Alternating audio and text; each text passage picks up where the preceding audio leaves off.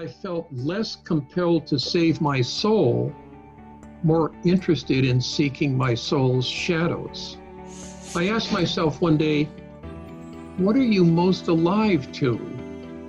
I sought aliveness, coming to life in this journey, some wise blood that would increase circulation to counter my spiritual anemia. Hello, everyone. I'm Dennis Tardan. I'm the producer of the podcast In Search of the New Compassionate Male. And I'm here with the founder and the host of this podcast, Clay Boykin. Hello, Clay. Hi, Dennis. Boy, what a day we've got today. We have a friend of mine, a recent friend of mine, Dennis Slattery, who you and I met, 2 or 3 weeks ago, and we've had several conversations. The Myth Salon that we were on together. Yep. And you and I have talked about all kinds of things. So let's get after this. Good. All right. Take us in, Clay, because I wanted, and because Dennis, I've only gotten a chance to hear it secondhand. I've just barely, and I've been so hungry for this conversation because there's so much that I want to learn from and with you. So take it away, Clay. Well, so Dennis, you and I have talked about the Circles of Men project, my books, and we've had conversations back and forth on mythology and interplay in those. And you've got a book called Pilgrimage Beyond Belief. And I'm wondering if that would be a good place for us to start. You know, I think so. And we had talked about Dante's Divine Comedy as well, but I as I mentioned to you, I think this, in retrospect, this book turned out to be my Divine Comedy, replete with journeys to the underworld, many guides along the way, up into a purgatorial realm of hope. And then I think because of the monastic settings, of which I spent time in 12 and one Zen Buddhist center, it was paradisal. So the book that I want to tell the story of the book's inception, which is to step back and speak about how the pilgrimage came into my imagination. Ground us in history. Good. In your story. Good. When was this? And where were you at the time? You'd already been a writer for quite a while. What was and take us up to the impellings of this book happening. Yes, perfect. So we had accepted an invitation to leave this Catholic university in San Antonio, where I'd been teaching at for 9.5 years, and go out to Pacifica Graduate Institute for a full-time position. And we moved in December of '94. So Sandy and I thought, let's go to Ireland on the sabbatical, which would be 12 weeks in length. So I was in a bookstore in the travel section, and I pulled on a book on Ireland, and another book stuck to it. And when I pulled the Ireland book off the shelf, the other one came with it and landed it on my left foot. So I picked it up, I set the Ireland book aside, and I read the title, and it said, A Guide to Monasteries and Retreat Centers in the Southwestern United States. And without even thinking, I said to myself, this is what you need to do on this sabbatical. So I spent about 1.5 years planning this trip, and I pulled out in my white Ford Ranger pickup truck August 10th of 1998. Well, it was 3.5 months on the road. And I began up in Big Sur at a Benedictine monastery called the Hermitage, and I ended somewhere in New Mexico. And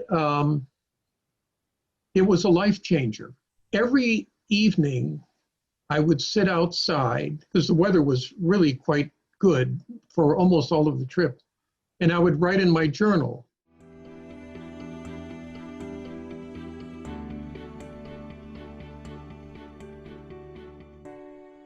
When I started to go to Catholic monasteries, and the first one that I ever went to was Gethsemane Monastery in Trappist, Kentucky. And there I met Thomas Merton's secretary, and Patrick Hart took me and introduced me to Thomas Merton, who was there buried. The only reason I'm still Catholic is the Western monastic tradition, begun primarily by Saint Benedict in the 5th or 6th century. So this whole spiritual quest has been part of my life. Mm-hmm. But here's what I felt deep in me that I want to share, and I don't want to ad-lib it. It's too important. I realized, too, at this time that the language of the Catholic Church, in its homilies and sermons, had long ago lost its connection to mystery. For me, it seemed divorced from any imaginal grasp of how and what I lived. It was rational, it was uninspired, and in its descriptions, as if it had lost its source of inspiration and its energy. Instead, what I yearned for were the numinous shadows hidden in the light of the gospel's words. The church preached Main Street theology. By contrast, I needed the back alleys, hidden piazzas, and deserted side streets filled with puddles of a faith in crisis and confusion, mine, not the church's. The language of the church doctrines was that of the garden and salvation, or order and degree of certitude. My soul sought the harsh and arid climate of the desert, the space of austerity and simplicity, the movement of lizards on hot stones, the slow ingestion of a little morsel, not the manic craving of a dizzy consumer. I felt crucified by clarity, rationality, and an absence of what my soul required, a sense of awe in mystery. I was gone, laced with a shaky faith. I longed to feel the sharp sting of Christ's pierced side, not the comforting glory of resurrection and immortality, not Christ's light-infused risenness, but God's ineffable woundedness, darkness. That's what I thirsted after. Belief had become musty, even a bit moldy. It needed some dusting off, if not a thorough spring cleaning. I thought of packing a vacuum cleaner on my pilgrimage. My story had become despondent. It needed to be prodded along in its sluggishness, even permitted a transfusion. I felt less compelled to save my soul, more interested in seeking my soul's shadows. I asked myself one day, what are you most alive to?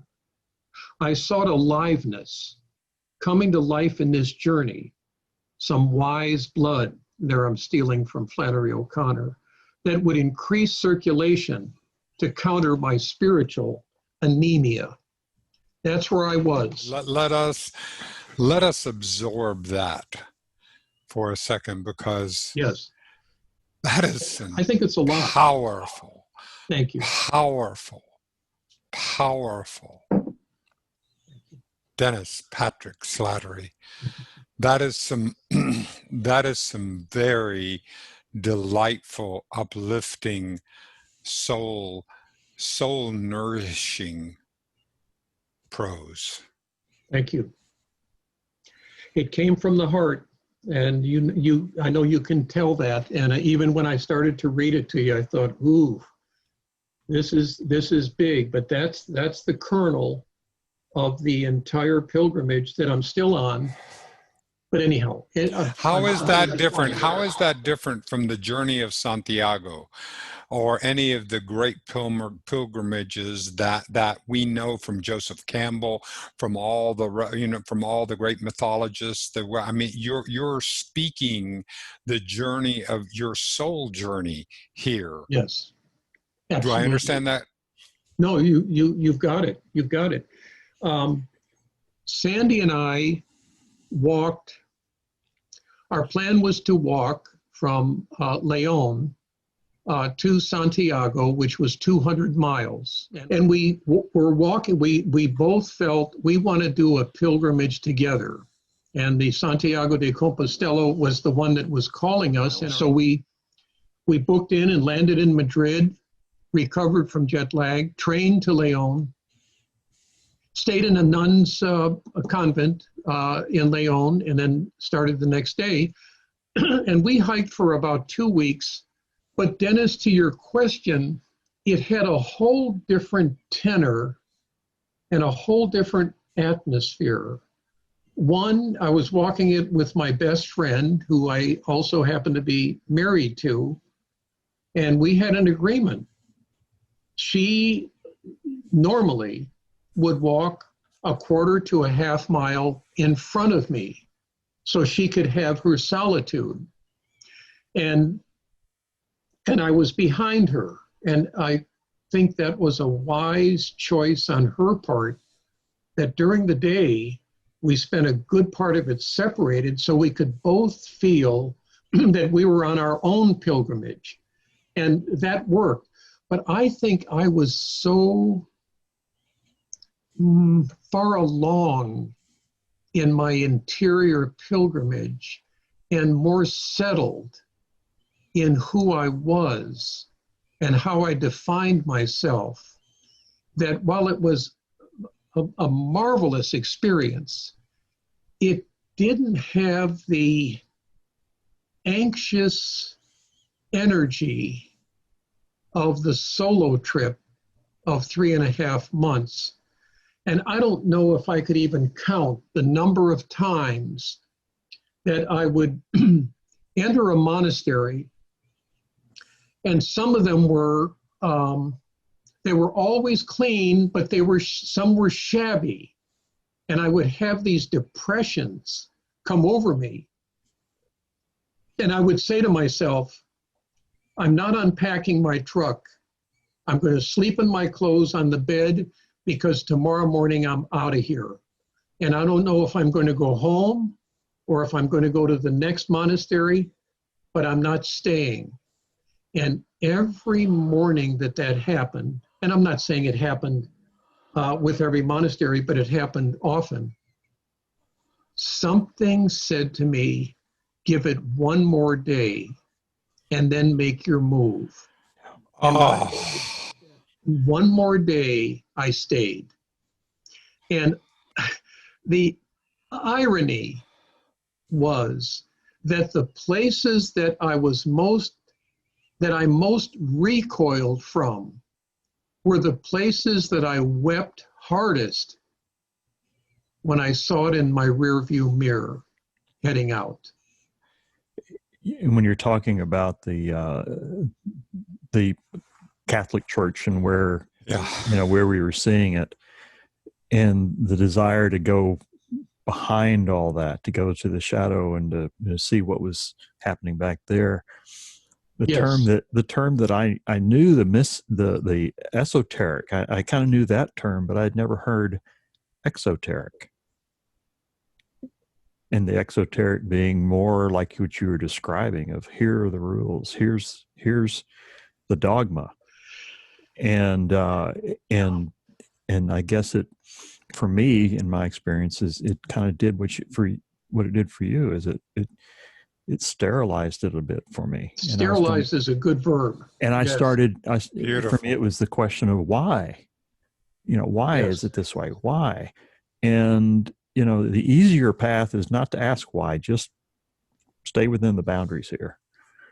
But Yes. that would have killed me, Mhm. you know, and a lot of that is my journey through the wilderness that ultimately ended up me starting the Men's Fellowship Network, our circle. And we started that in 2012.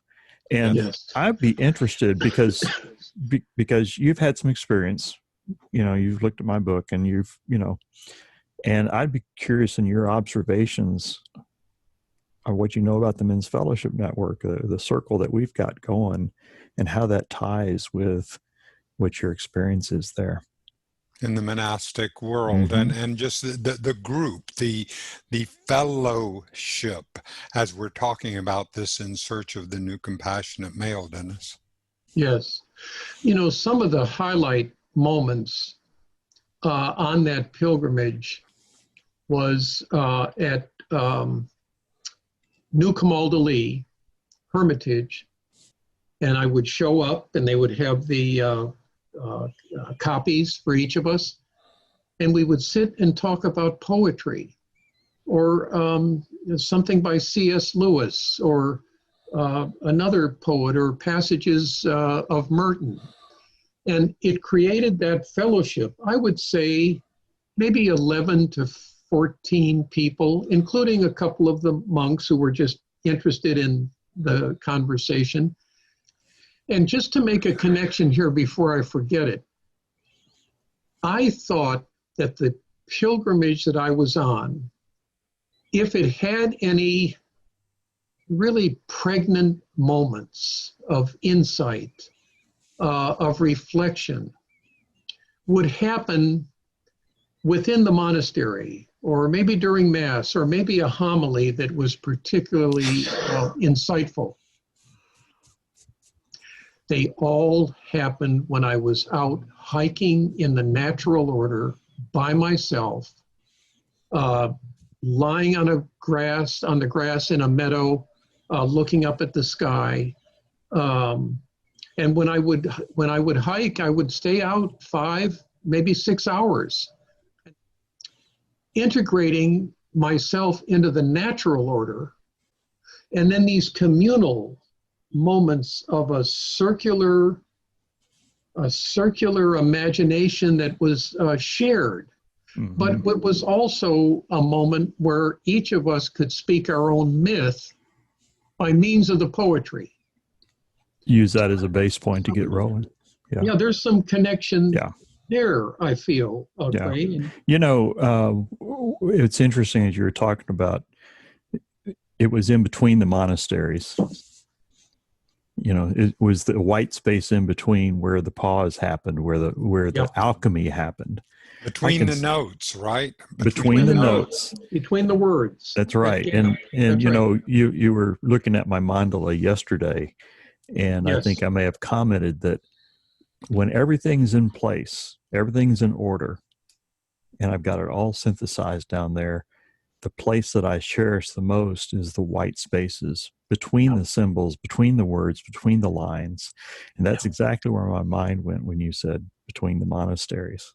Yes. That's poetic in itself. And then to be able to share in a circle on a beautiful piece of poetry and have everyone light up in their own way, their own frame of reference, where they are along their journey in a safe space to be able to share that. Yes.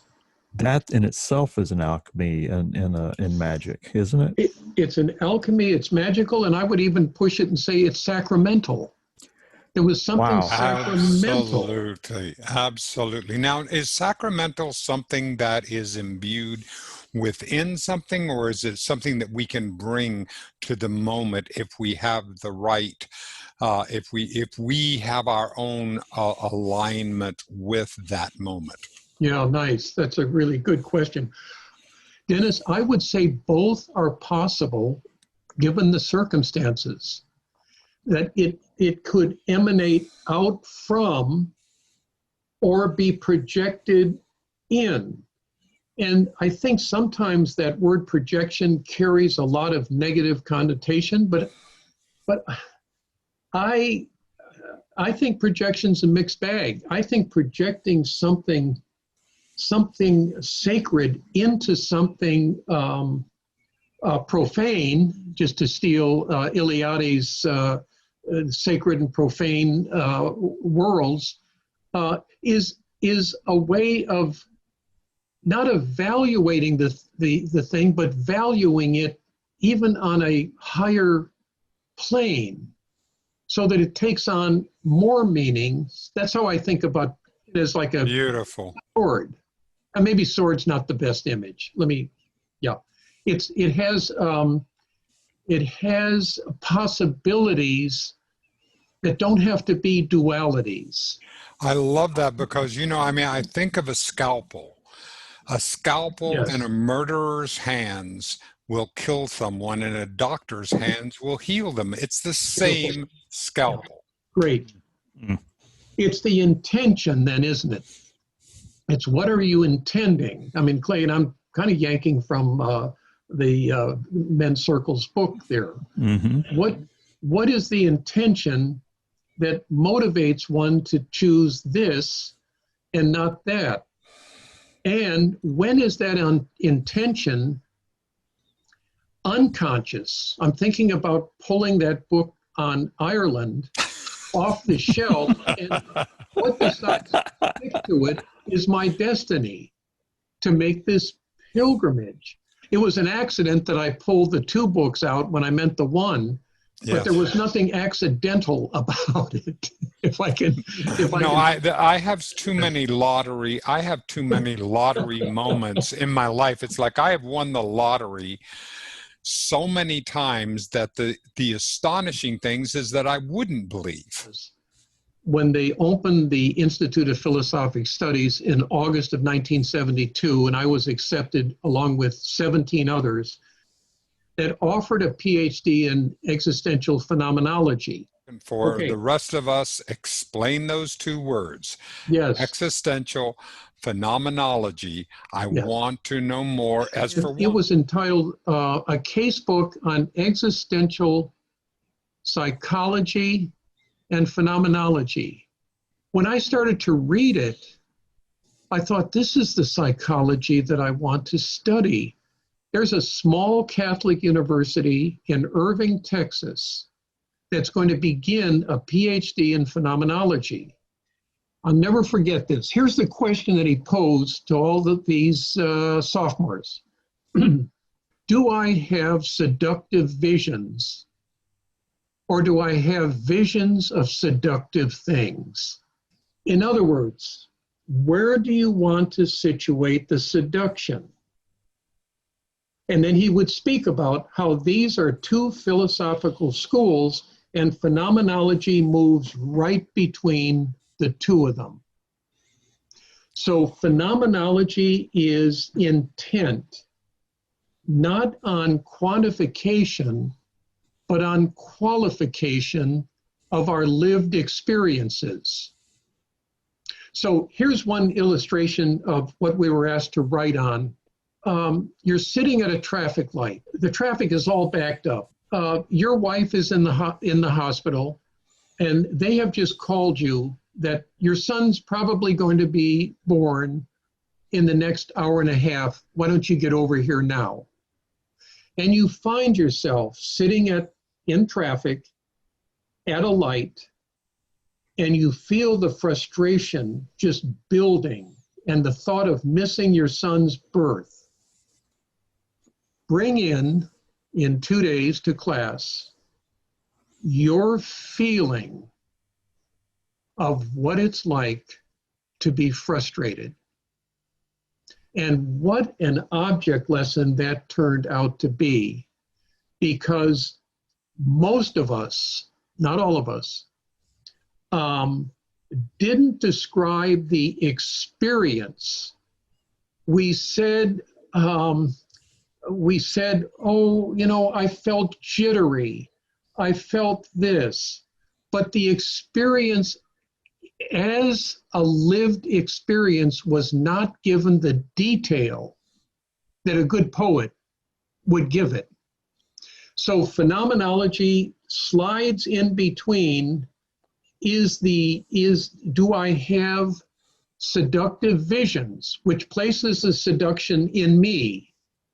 Or do I have visions of seductive things where now the seduction is outside of me? It's in the thing itself. And I hope it makes sense to then follow with phenomenology moves between the me and the thing because it's interested in the relationship between the two by which we give our experiences meaning. Did you light up and say yes? I did, because I thought this is what poetry, this is where poetry places us. It's between, it places us, I mean, as Clay was saying, you were suggesting, it places us in the gap. It places us in the betwixt and between. Mm-hmm. And that's where, phenomenologically, meaning finds its breathing space, if you will. I just thought it was brilliant. And it was another way of thinking about a poetic, imaginative approach to our experiences. Let me pick up right there. Please. First of all, my head's spinning, and in a good and my way. heart's moving. Yeah, Opening. My head is spinning and my heart is opening both at the same times. It's a concurrent experience. Yeah, so I'm hungry for more. My question is this: in our search for the new compassionate male, with your background and vast experience, what advice do you have? Do you bring in to the circle, let's say 2 poems, written by 2 different poets, and give the group 5 minutes, read it, reread it. Yeah. Anybody that wants to speak about it, speak. There's something about the poetic imagination that evokes some of the deepest parts of where we live. Here's Emily Dickinson. Here's what she says. Tell all the truth, but tell it slant. Success in circuit lies. Truth may dazzle and blind us unless it's unfurled gradually. Now I'm paraphrasing her. But I've hung on to that poem. Tell all the truth, but tell it obliquely. Come at it at an angle, because the success is in the circuitry, not the linear. That's where success in circuit lies. So when I teach these classics, which is just like a therapy, and it's the individuation process taking place, it's coming at the truth from an oblique angle, and the psyche seems to like and entertain that angular oblique vision rather than the frontal assault. Well, you bring up something that's real thought provoking for me, and it goes back to what you were talking about earlier about phenomenology. Yes. And what I interpreted was phenomenology falls between me and the event. Or the object. Or the object. Or the object. Or right. the event that you want to understand as an experience. Okay. Now, I'm all into, quadrants and stuff. So yes. Between me and the object and my head and my heart.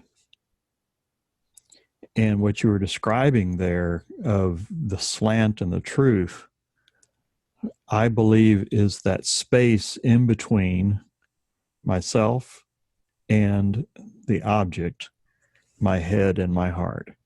And the yes. poetic part of it is how you address that space in between. Yeah, fair. That's fair? More than fair. No, that's more than fair. No, absolutely. It's the gappiness Yeah. between us and the world that isn't a vacuum.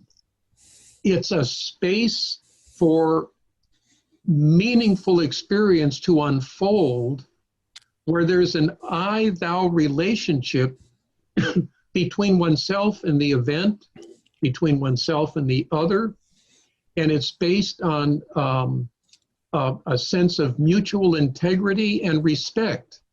Then something can grow. I think you used the term, breathing room earlier, and that's what just comes up for me right now. And Dennis Tardan, you've witnessed that in our men's circle. Every week. It's the only place, the only time I've been in with other men, business world or whatever, where a person speaks into the circle and there's silence. Yes. There's silence. So that what has been said can be absorbed. Beautiful. And can be honored.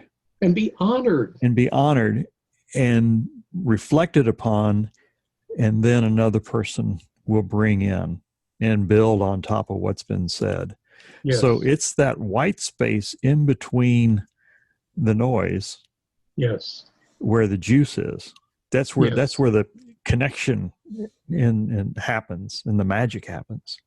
I couldn't agree more. And as the classroom is one place, but I'll tell you, over the last 15, 16 years of offering writing personal myth retreats, which grew out of, from which the writing mythic writing book grew organically from.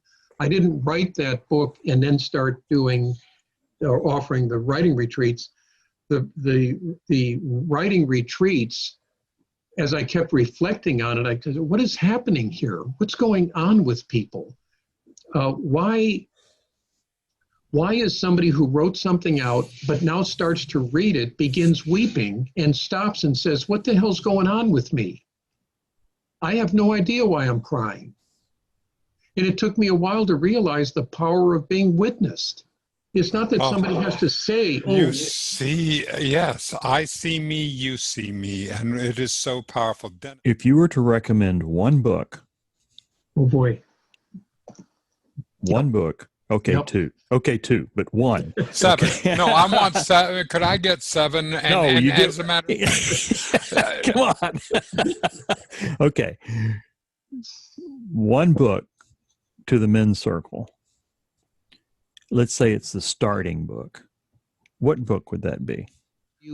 I'm talking about as it relates to bringing mythology into the play, because that's something that we really haven't really brought into the circle. No. And we are in search of the new compassionate male, because all of us are doing it. It's intentional with the group that we're doing. We're looking for this new archetype.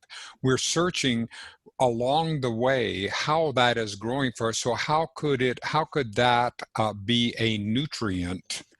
And what comes up for me is the book that you graciously gave to me that you wrote, De Dante. And I'm just scratching into the surface of that. And you said, Clay, this is your story. And I'm inclined to say that that's the answer to the question.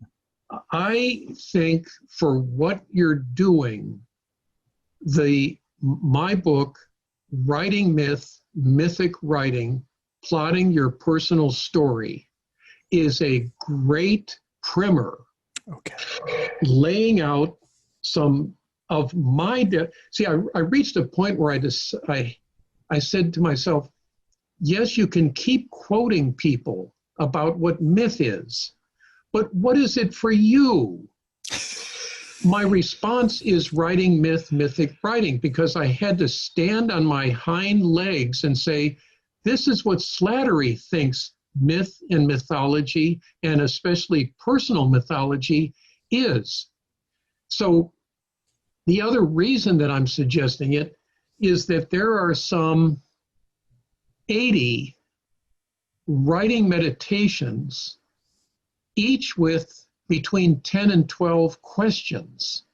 A chapter on woundedness, a chapter on personal myth and the sacred, personal myth and nature. That right there answers the question. And I think tell it's a me, good tell intro. tell me Yes. the title of that book again. Yeah, and I spell it writing to capture the sense that writing is a ritual. So writing myth, mythic, writing, plotting your personal story. Because it's got such a range, Right. I think it would ignite different groupings. Thank you for that. Yeah. Thank you. Thank you. Thank because you. Oh, Mhm. I like the fact that book grew out of my doing something. Right. And then it organically rose up and said, Right. here's what you're doing. I had to write the book to truly understand Got what it. I was doing. Got but it. that's that space in between. The Right. book lives That's it. there rather than being a goal-oriented end or a seduction that you were hoping to find. Good. That book actually lives there. It's the living embodiment of what you've been talking about. It's a place to Nice. explore and to discover. So, Yes. Dennis Tardan, take us out of here. Thank you so much, Dennis Patrick Slattery, for giving us this time today. And Clay Beautiful. Boykin, what a gift you are, my precious, Yes. precious friend. Dennis, thank you for this opportunity to be able to begin this story and to be able to join you along this path. This has been another episode of In Search of the New Compassionate Male, and we will see everyone next time.